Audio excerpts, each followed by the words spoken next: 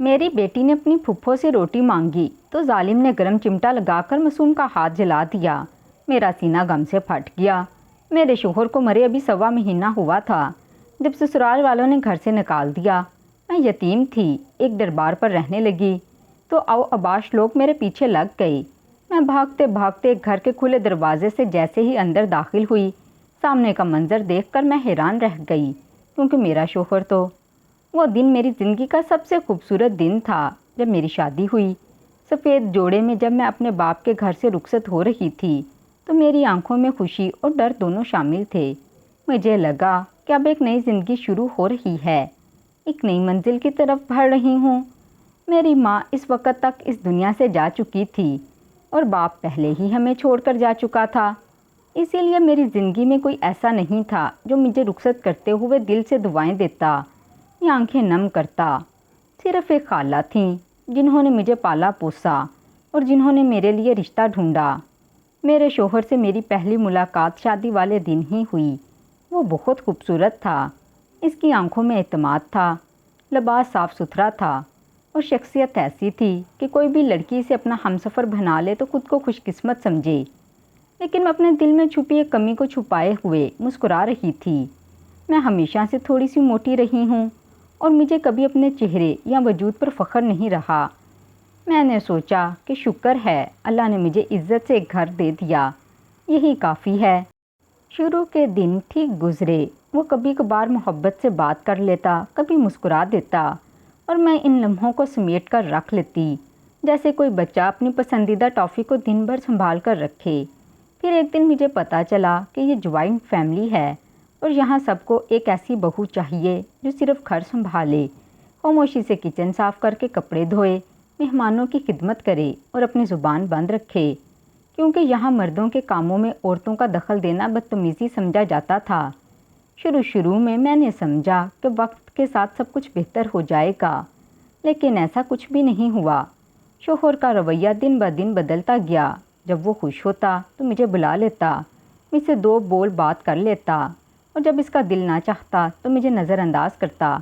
کبھی کبھی تو ایسا لگتا جیسے میں اس کے لیے بس کوئی چیز ہوں جو بس گھر میں کام کے لیے رکھی گئی ہو۔ میں نے کوشش کی کہ اس کا دل جیت لوں۔ میں نے ہر طرح سے خدمت کی، کبھی اس کے جوتے صاف کیے، کبھی اس کی پسند کا کھانا بنایا، لیکن وہ تو جیسے میرے وجود سے ہی بیزار تھا۔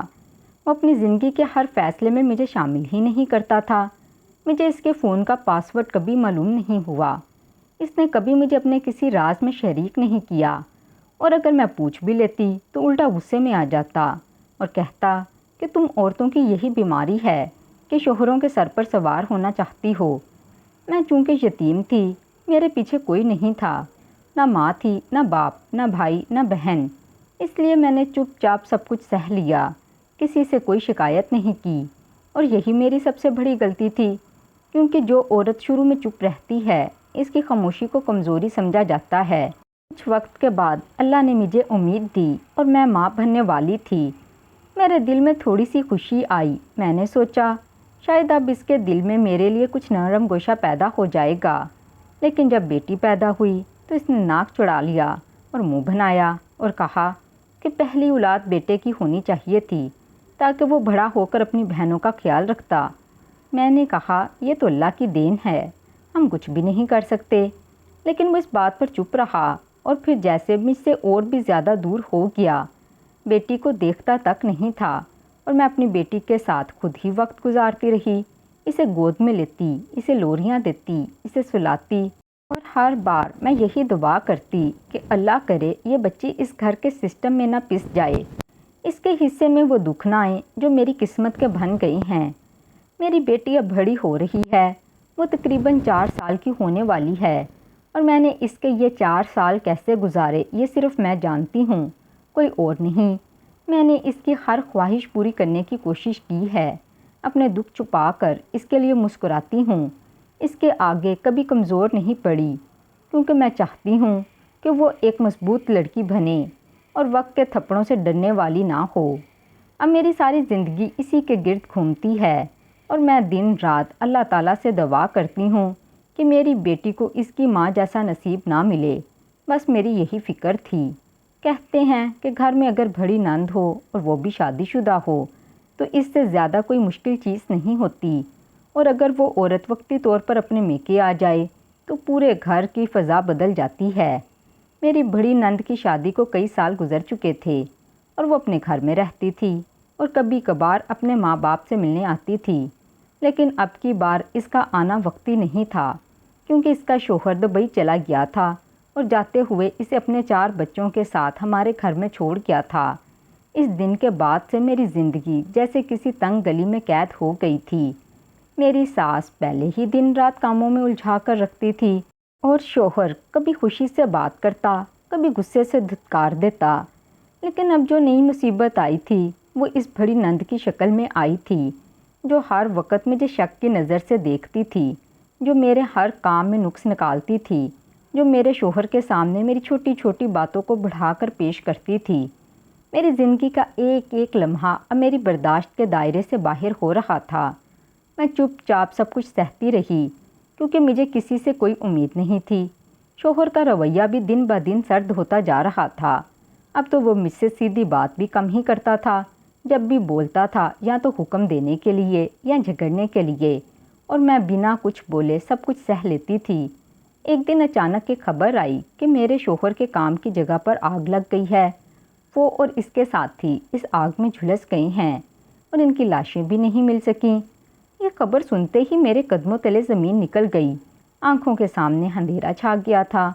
مجھے کچھ بھی سمجھ نہیں آیا کہ میں کیا کروں، کہاں جاؤں، کیسے خود کو سنبھالوں، کیونکہ یہ وہ انسان تھا جس کے ساتھ میں نے 6 سال گزارے تھے اور اب وہ اچانک ایسے ہی ہمیشہ کے لیے چلا گیا تھا۔ گھر کے سب لوگ بھی اس خبر سے کھل کر رہ گئے تھے، لیکن کچھ دن بعد سب کی نظریں مجھ پر ایسی ہو گئیں جیسے میں اس حادثے کی ذمہ دار ہوں۔ سب نے کہنا شروع کر دیا، یہ منحوس ہے، اس کی نحوست کی وجہ سے یہ سب کچھ ہوا ہے، اگر یہ نہ ہوتی تو ہمارا بیٹا سلامت ہوتا۔ کسی نے یہ نہیں سوچا کہ اگر میں واقعی منحوس تھی تو پچھلے 6 سالوں میں یہ کیوں نہ ہوا۔ سب نے میری باتوں کو نظر انداز کیا، سب نے مجھے تنہا کر دیا۔ 1 ڈیڑھ ہفتے مجھے رونے کے لیے دیا، اس کے بعد مجھ سے پھر وہی کام کروائے جانے لگے جیسے میں کسی مشین کی طرح ہوں اور میری زندگی کا مقصد بس دوسروں کی خدمت کرنا ہے۔ لیکن ان سب میں میری عزت مکمل طور پر ختم ہو چکی تھی۔ اب میرے پاس صرف میری بیٹی تھی جو میری آخری امید تھی اور میری زندگی کا واحد سہارا۔ لیکن ایک دن ایسے آیا جب میری برداشت کا پیمانہ لبریز ہو گیا۔ میری طبیعت بہت خراب تھی، مجھے بخار تھا، سر درد سے پھٹا جا رہا تھا۔ اسی دن میری بیٹی کو بہت زور کی بھوک لگی ہوئی تھی، اس نے دوپہر کا کھانا بھی ٹھیک سے نہیں کھایا تھا اور شام کے وقت وہ بار بار کہہ رہی تھی کہ مجھے کھانا چاہیے۔ میں نے اسے سمجھایا کہ چپ کر کے بیٹھ جاؤ، آج تمہاری ماں نے اتنے کام نہیں کیے کہ کھانے کا حق مل سکے، کیونکہ اس گھر میں اصول یہ تھا کہ جس دن میں سب کے حکم پورے کر لوں اس دن مجھے کھانا بنا کسی تانے کے مل جاتا، اور جس دن تھوڑی کوتاہی ہو جائے اس دن وہ لوگ باتیں سنا کر کھانا دیتے تھے۔ لیکن میری بیٹی تو بچی تھی، اسے کیا پتہ ان سب رسم و رواجوں کا۔ وہ بھوکی تھی اور بھوک میں بچوں کا دل نہیں سمجھتا۔ وہ بار بار بولتی رہی، پھر وہ اٹھ کر کچن میں چلی گئی۔ یہاں اس کی پھپھو یعنی میری نند اپنے بچوں کے لیے روٹیاں پکا رہی تھی۔ میری بیٹی نے وہاں جا کر کھانے کے لیے کہا، اور جیسے چھوٹے بچے بار بار ایک ہی بات دہراتے ہیں وہ بھی مسلسل یہی کہتی رہی کہ مجھے بھی کھانا چاہیے۔ میری پھپھو نے جھنجھلا کر وہی گرم چمٹا جو وہ روٹیاں پکانے کے لیے استعمال کر رہی تھی وہ میری بیٹی کے بازو پر دے مارا۔ چیخ کی آواز میرے کانوں تک پہنچی تو میں دیوانوں کی طرح دوڑی۔ میری بیٹی کی بازو بری طرح جل چکی تھی۔ میں نے جیسے ہی دیکھا تو میری آنکھوں کے آگے اندھیرا چھا گیا۔ ممتا کی ماری میں غصے میں بس اتنا بول سکی، کچھ تو رحم کریں، یہ آپ کی بھی کچھ لگتی ہے، آپ کے بھائی کا خون ہے، اس کی آخری نشانی ہے، اس کے ساتھ تو ایسا نہ کریں، ابھی تو آپ کے بھائی کو دنیا سے گئے ہوئے 2 مہینے بھی نہیں ہوئے۔ میں نے بس اتنا ہی بولا تھا، لیکن میری یہی بات میری سزا بن گئی، کیونکہ میری نند شاید پہلے سے ہی یہ موقع چاہ رہی تھی۔ اس نے زور زور سے چیخنا شروع کر دیا اور سب کو بلا کر کہنے لگی، یہ مجھے بدکار کہہ رہی ہے، میرے شوہر نے مجھے چھوڑ دیا ہے، یہ میرے بچوں کے لیے بددعا کر رہی ہے، جبکہ میں نے ایسی کوئی بات نہیں کہی تھی۔ میری ساس اور سسر نے اس کا یقین کر لیا اور مجھے دھکے دے کر گھر سے نکال دیا۔ میرے پاس کوئی سامان بھی نہ رہنے دیا اور کہا جب ہمارا بیٹا نہیں رہا تو تم کس رشتے سے یہاں عیش کرو گی؟ کسی نے یہ بھی نہیں سوچا کہ میں یتیم ہوں، میری زندگی میں کوئی سہارا نہیں ہے۔ میری بیٹی کو صبح سے بھوک لگی ہوئی تھی، لیکن اب وہ بیچاری خاموش ہو گئی۔ میں نے اسے بامشکل سمجھایا کہ میں تمہیں کچھ کھانے کو لا کر دوں گی۔ پھر میں روتے روتے قریب ہی ایک پارک کے بینچ پر جا کر بیٹھ گئی۔ مجھے لگا شاید کوئی رحم کھا کر دروازہ کھول دے، اسی لیے 2 گھنٹے بعد پھر سے دروازہ بجایا، لیکن کسی نے دروازہ نہیں کھولا۔ اب شام ہونے والی تھی اور میں اپنی بیٹی کو سینے سے لگائے اسی پارک کے بینچ پر دوبارہ بیٹھ گئی اور سوچتی رہی، کس شہر میں کہاں جاؤں، کس کے در پر جاؤں، کون مجھے اور میری بیٹی کو اس وقت سہارا دے گا؟ میرا تو اس دنیا میں کوئی بھی نہیں۔ میرے ماں باپ دونوں بچپن میں ہی چل بسے تھے، کچھ دور پار کے رشتہ دار تھے، لیکن میں ان کی نیت سے اچھی طرح واقف تھی۔ میں جانتی تھی اگر میں ان کے در پر جاتی تو وہ مجھے کبھی عزت سے نہیں رکھتے، بلکہ ہو سکتا تھا کہ میری بیٹی کو بھی نقصان پہنچاتے۔ ان گھروں میں عورتوں کو چھت نہیں دی جاتی، بلکہ ان کے کردار کو رون دیا جاتا ہے۔ ان کے دل میں نہ ہمدردی ہے اور نہ ہی کوئی اللہ کا خوف۔ اسی لیے میں نے اپنی بیٹی کا ہاتھ مضبوطی سے پکڑا اور وہیں بینچ پر بیٹھی رہی۔ شام کے سائے لمبے ہونے لگے تو اچانک ایک طرف سے قوالی کی آوازیں سنائی دیں۔ روشنیوں کا ایک جھرمٹ سا دکھائی دیا۔ میں نے اس طرف دیکھا تو ایک دربار نظر آیا۔ لوگوں کی چہل پہل تھی، ہر طرف چراغوں کی روشنی پھیلی ہوئی تھی۔ ایسا لگ رہا تھا جیسے وہاں کوئی نیک بزرگ مدفون ہوں۔ میرے دل کو کچھ قرار سا آیا۔ میں نے اپنی بیٹی کا جلتا بازو دیکھا جس پر ابھی تک کسی دوا کا اثر نہ ہوا۔ اس پر بار بار مکھیاں بیٹھ رہی تھیں۔ وہ کبھی رو کر چپ ہو جاتی، کبھی درد سے تڑپتی، اور میری بے بسی میرے گلے کا پھندا بنی ہوئی تھی۔ میں نے سوچا کہ شاید اس دربار میں کچھ سہارا مل جائے، شاید کوئی رحم دل بندہ اللہ کے واسطے کچھ مدد کر دے۔ اس خیال سے میں اپنی بیٹی کو لے کر دربار کے کونے میں جا کر بیٹھ گئی۔ لوگوں کی آوازوں میں چھپ کر میں نے اپنی سسکیاں چھپانے کی کوشش کی، لیکن آنسو تھے کہ رکنے کا نام نہیں لے رہے تھے۔ میں نے سر جھکا کر دل ہی میں اللہ سے فریاد کی کہ یا اللہ، یہ دن کیوں دکھایا؟ کہاں جاؤں؟ کیسے اپنی بیٹی کو بچاؤں؟ کیسے اپنے آنسو چھپاؤں کہ میری بچی کو میرے رونے کی خبر تک نہ ہو؟ کچھ دیر کے بعد ایک عورت میرے قریب آئی۔ اس نے ایک کھانے کا ڈبہ اور پانی کی ٹھنڈی بوتل میرے پاس رکھ دی اور بنا کچھ کہے چلی گئی۔ میں نے حیرانی سے دیکھا، پھر جلدی سے اللہ کا شکر ادا کیا۔ میری بیٹی کی آنکھوں میں بھوک کی شدت صاف نظر آ رہی تھی۔ میں نے جلدی جلدی اس کے ہاتھ دھلوائے اور چاولوں سے بھرا ہوا وہ ڈبہ اس کے سامنے رکھا۔ اس نے لقمہ کھایا اور جیسے سکون کی ایک لہر اس کے چہرے سے چھلکنے لگی۔ پیٹ بھرنے کے بعد اس نے پانی پیا اور خاموش ہو کر میرے کندھے سے لگ گئی۔ میں نے بھی تھوڑا کھانا کھایا اور وہیں دربار کے صحن میں بیٹھ گئی۔ میرے پاس ایک اور عورت آ کر بیٹھ گئی جو خود بھی فقیرانہ لباس میں تھی۔ اس کے چہرے پر وقت کی سختی لکھی ہوئی تھی۔ میں نے اس سے دھیرے سے پوچھا، کیا یہاں رات گزاری جا سکتی ہے؟ وہ کہنے لگی، بہن، یہاں کچھ لوگ رات گزارتے ہیں، لیکن وہ فقیر اور غریب لوگ ہوتے ہیں جن کو دربار والے کبھی کبھی برداشت کر لیتے ہیں، لیکن عورتوں کے لیے یہ جگہ محفوظ نہیں۔ تمہارے ساتھ چھوٹی بچی ہے، یہاں رات گزارنا خطرناک ہو سکتا ہے۔ میں نے اسے سر ہلا کر جواب دیا اور کہا، ہاں مجھے پتہ ہے، لیکن میرے پاس اور کوئی جگہ نہیں۔ وہ عورت تھوڑی دیر خاموش رہی، پھر اس نے دھیرے سے پوچھا، بہن کیا ہوا ہے؟ میں نے نظریں جھکا لیں اور کہا، کچھ نہیں، یوں ہی حالات خراب ہو گئے ہیں۔ میں نے پوری بات اس لیے نہیں بتائی کہ اس دنیا میں ہر کسی کو اپنے درد کی قیمت بتانا مناسب نہیں ہوتا، کیونکہ کچھ لوگ ہمارے زخموں پر مرہم نہیں نمک لگاتے ہیں۔ لیکن وہ عورت اچھی تھی۔ جاتے جاتے اس نے میرے ہاتھ پر 100 روپیہ رکھ دیا اور خاموشی سے چل دی۔ میں نے دل سے اس کا شکریہ ادا کیا۔ رات ہونے لگی تو میں نے وہ 100 روپیہ لے کر دربار کے ساتھ والی چھوٹی سی دکان سے 2 پیکٹ بسکٹ خرید لیے اور مچھروں سے بچنے والا لوشن، کیونکہ وہ جگہ ایسی تھی کہ مچھر بہت تھے۔ میں نے دکان والے سے یہ بھی پوچھا تھا کہ اس زخم پہ لگانے کے لیے کوئی دوائی مل جائے گی۔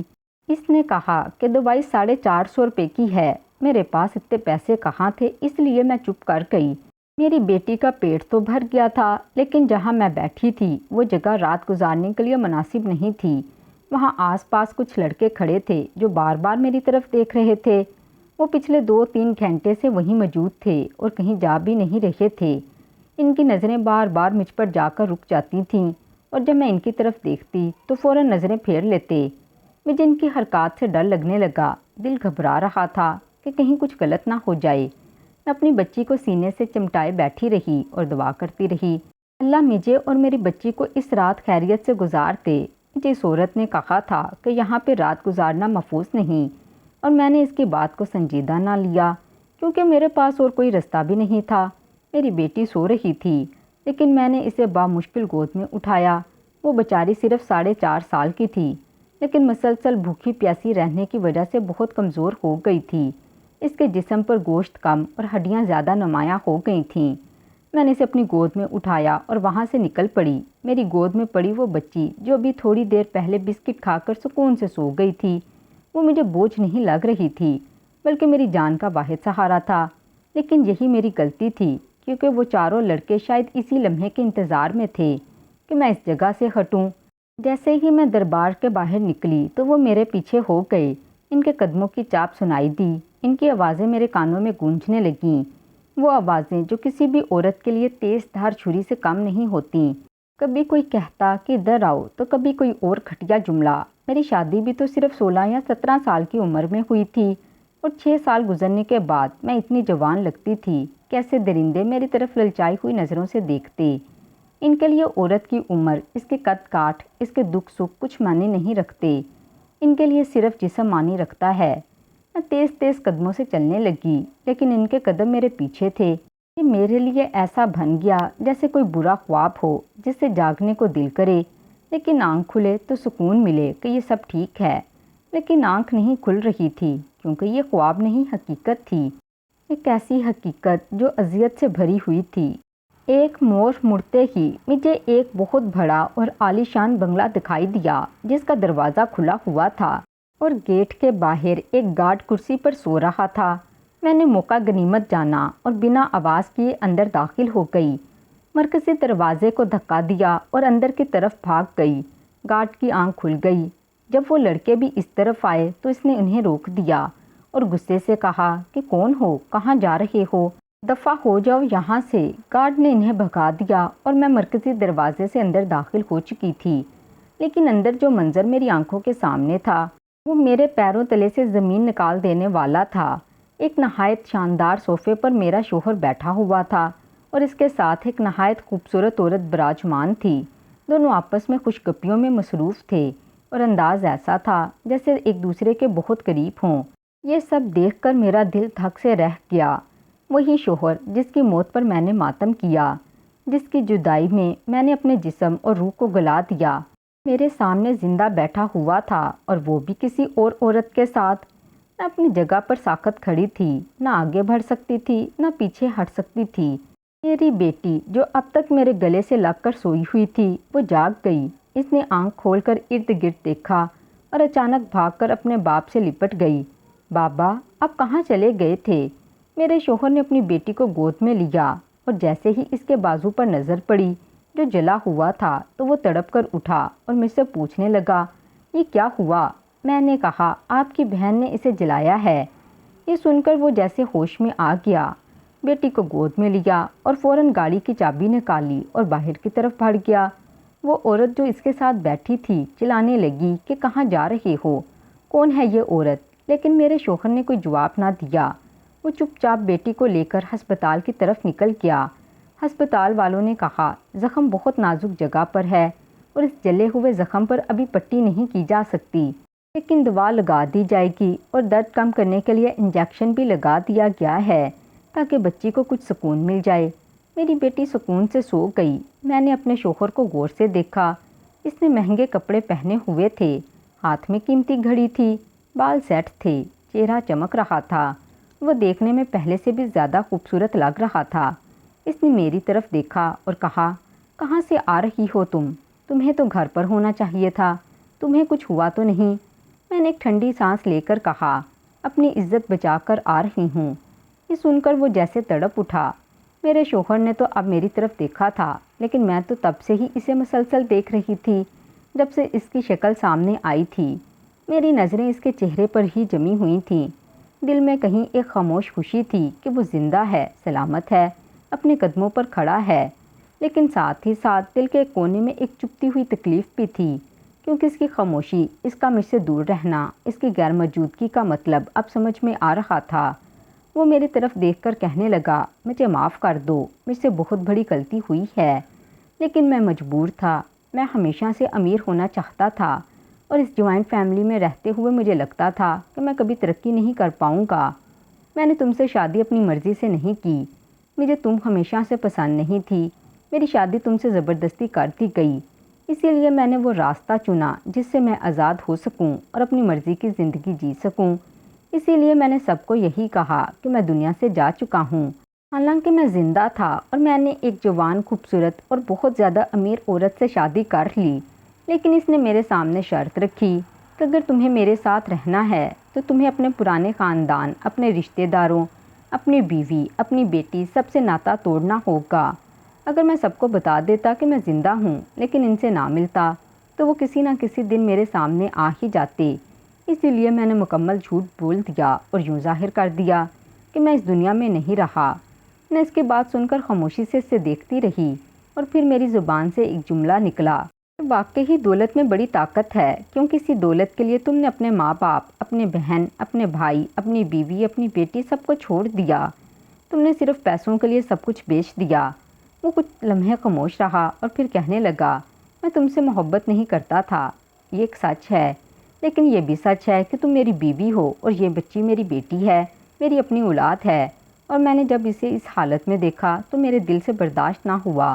تم فکر نہ کرو، میں تمہارے رہنے کا بندوبست کر دوں گا، تمہیں ہر سہولت دوں گا، لیکن تمہیں میری دوسری بیوی کے سامنے کبھی نہیں آنا ہوگا۔ اس نے واضح الفاظ میں کہہ دیا کہ وہ مجھے اپنی زندگی میں کبھی بھی جگہ نہیں دے سکتا۔ میرے اور میری بیٹے کے لیے الگ سے ایک محفوظ جگہ کا وعدہ ضرور کر رہا تھا، اور میں جانتی تھی کہ اس دنیا میں سب سے زیادہ ضروری کیا ہے، سر پر چھت ہو اور پیٹ بھرنے کے لیے 2 وقت کی روٹی ہو۔ باقی سب جذباتی باتیں ہیں جن سے صرف دل بہلایا جا سکتا ہے، پیٹ نہیں بھرا جا سکتا۔ میں نے کچھ دیر خاموش رہنے کے بعد سر ہلا دیا اور کہا کہ اگر آپ ایسا کریں گے تو آپ کی بڑی مہربانی ہوگی۔ اس نے اگلے ہی لمحے اپنے فون سے ایک ہوٹل میں کمرہ بک کروایا اور کہا، آج کی رات یہاں گزار لو، کل میں تمہارے لیے مستقل رہائش کا انتظام کروا دوں گا۔ اگلی صبح اس نے واقعی ایک چھوٹا سا فلیٹ لے کر دے دیا، جہاں پر پہلے سے ہی سامان رکھا ہوا تھا۔ بیڈ موجود تھا، برتن، الماری، پنکھا، ٹی وی اور روزمرہ استعمال کی ساری چیزیں رکھی ہوئی تھیں۔ اب میں اور میری بیٹی اسی فلیٹ میں رہنے لگے۔ وہ مہینے کا پورا راشن دلواتا، بجلی، پانی، گیس کے بل وقت پر جمع کرواتا، کرایہ خود دیتا، بیٹی کو ایک اچھے اسکول میں داخل کروایا۔ وہ اکثر اپنی بیٹی سے ملنے آتا، اس کے ساتھ وقت گزارتا، کبھی کبھی مجھ سے بھی بات کر لیتا، میری آنکھوں میں آنکھیں ڈال کر کبھی پرانے دنوں کا ذکر کرتا۔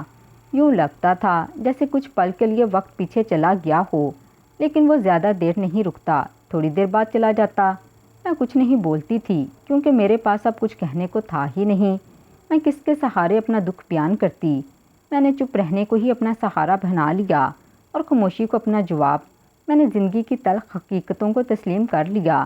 میں نے یہ بات سیکھ لی تھی کہ آپ اپنی زندگی میں ہونے والے کسی بھی واقعہ یا کسی بھی دکھ یا پریشانی پہ اگر واویلا کرتے ہیں، چیختے چلاتے ہیں، لیکن آپ کو پتہ ہے کہ آپ کے ساتھ کوئی نہیں ہے اور آپ اکیلے ہیں، تو کبھی بھی کچھ بھی فائدہ نہیں ہوتا۔ حالات کو قبول کر لینا چاہیے، یہ سوچ کے قبول کر لینا چاہیے کہ یہ اللہ کی طرف سے میری قسمت ہے، اور پھر اللہ ہی اس کو بہترین رخ کی طرف موڑ سکتا ہے۔ کہتے ہیں انسان جو کر سکتا ہے وہی کرتا ہے۔ دکھ تو مجھے بہت ہوتا، لیکن میں کچھ کر نہیں سکتی تھی۔ وہ عورت امیر تھی، خوبصورت تھی، میں کیا تھی؟ کچھ بھی نہیں۔ جب شوہر آتا میں کوئی شکایت بھی نہیں کرتی، اس کی خدمت کرتی، کھانا گرم کر کے دیتی، بیٹی کو سمجھاتی، بیٹی کے دل میں اپنے باپ کے لیے نفرت نہیں ڈالتی تھی۔ وہ بڑی ہمت سے برداشت تو کر رہی تھی، بس جب میرا دل اداس ہوتا تو میں خاموشی سے اللہ کا ذکر کرتی تھی اور دل ہی دل میں کہتی تھی، یا اللہ، یہ سب تو نے ہی دکھایا ہے اور اب انصاف بھی تو نے ہی کرنا ہے۔ میں اپنی بیٹی کو گود میں لے کر اکثر ساری رات اللہ سے باتیں کرتی رہتی، کبھی روتی تھی، کبھی چپ ہو جاتی تھی، کبھی سوچتی تھی کہ شاید میری دعائیں کبھی قبول نہ ہوں، لیکن پھر یہ بھی سوچتی تھی کہ جب دل سے مانگا جاتا ہے تو اللہ ضرور سنتا ہے، اور شاید میری وہی دعائیں تھیں یا میرے رب کا کوئی خاص کرم کہ ایک دن وہ عورت یعنی میرے شوہر کی دوسری بیوی ایک ایسی مہلک بیماری میں مبتلا ہو گئی جس کا کوئی علاج نہ تھا، اور چند ہی دنوں میں وہ اس دنیا سے رخصت ہو گئی۔ جب وہ دنیا سے چلی گئی تو اس کا سارا مال، اس کی ساری جائیداد، اس کی ساری دولت سب میرے شوہر کے نام ہو گیا۔ اب وہ بہت امیر ہو چکا تھا، لیکن شاید زندگی نے اسے سبق سکھا دیا۔ میری بیٹی اب 10 سال کی ہو گئی تھی اور بڑی سمجھدار بھی ہو گئی تھی، اور شاید اسی بیٹی کا اسے خیال آ گیا، کیونکہ وہ اب پہلے جیسا جوان نہ رہا۔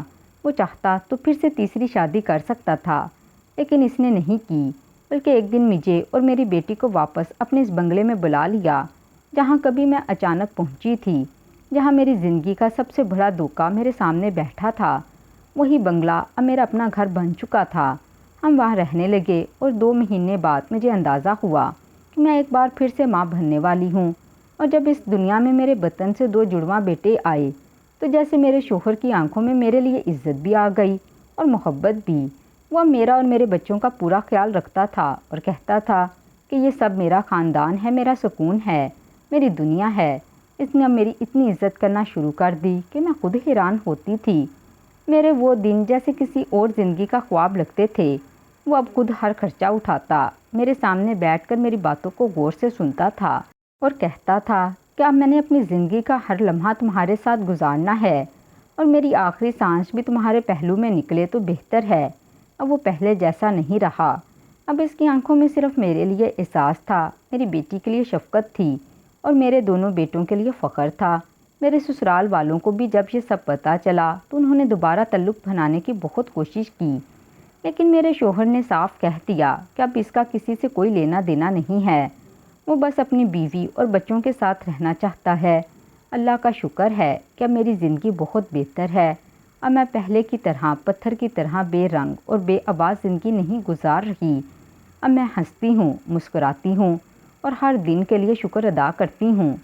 زندگی کبھی بھی سیدھی لکیر کی طرح نہیں چلتی، اس میں اتار بھی آتے ہیں اور چڑھاؤ بھی آتے ہیں، دھوکے بھی ملتے ہیں اور سچائیاں بھی سامنے آتی ہیں، اور جو لوگ صبر کرتے ہیں اور اللہ پر یقین رکھتے ہیں، ان کے لیے کبھی نہ کبھی راستے کھلتے ہیں۔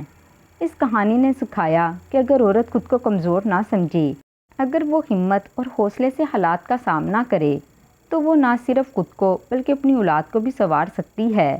مرد کے جھوٹ، فریب یا بے وفائی کے باوجود عورت اگر وقار کے ساتھ جیے تو قدرت خود اس کے حق میں فیصلہ کرتی ہے۔ اللہ کے ہاں دیر ہو سکتی ہے، اندھیر نہیں، اور جب وہ فیصلہ کرتا ہے تو انسان کے نصیب بدلنے میں دیر نہیں لگتی۔ آج اگر میرا شوہر مجھے عزت دے رہا ہے تو یہ میری وفاداری، میرے صبر، میرے وقار اور میرے خاموش یقین کا صلہ ہے، جو میں نے ہر لمحہ اللہ سے مانگا تھا۔ اسی لیے ہر عورت کو چاہیے کہ چاہے وقت کتنا بھی کٹھن ہو، امید اور دعا کا دامن کبھی نہ چھوڑے، کیونکہ سچی دعا کبھی رد نہیں ہوتی۔ میں نے جو صبر کیا وہ آسان نہیں تھا۔ ایک عورت کے لیے سوتن برداشت کرنا آسان نہیں ہوتا، لیکن پھر میرے اتنے بڑے صبر کا مجھے اتنا بڑا انعام بھی تو ملا۔ تو ناظرین، ہماری آج کی یہ کہانی آپ کو کیسی لگی؟ کمنٹ باکس میں اپنی رائے کا اظہار ضرور کریں، اور مزید اس طرح کی سبق آموز کہانیاں سننے کے لیے ہماری ویڈیو کو لائک کریں، شیئر کریں، اور ہمارے چینل کو سبسکرائب کر دیں۔ ملتی ہوں اگلی ویڈیو میں کسی اور اچھی کہانی کے ساتھ۔ تب تک مجھے اپنی دعاؤں میں یاد رکھیں۔ شکریہ۔ اللہ حافظ۔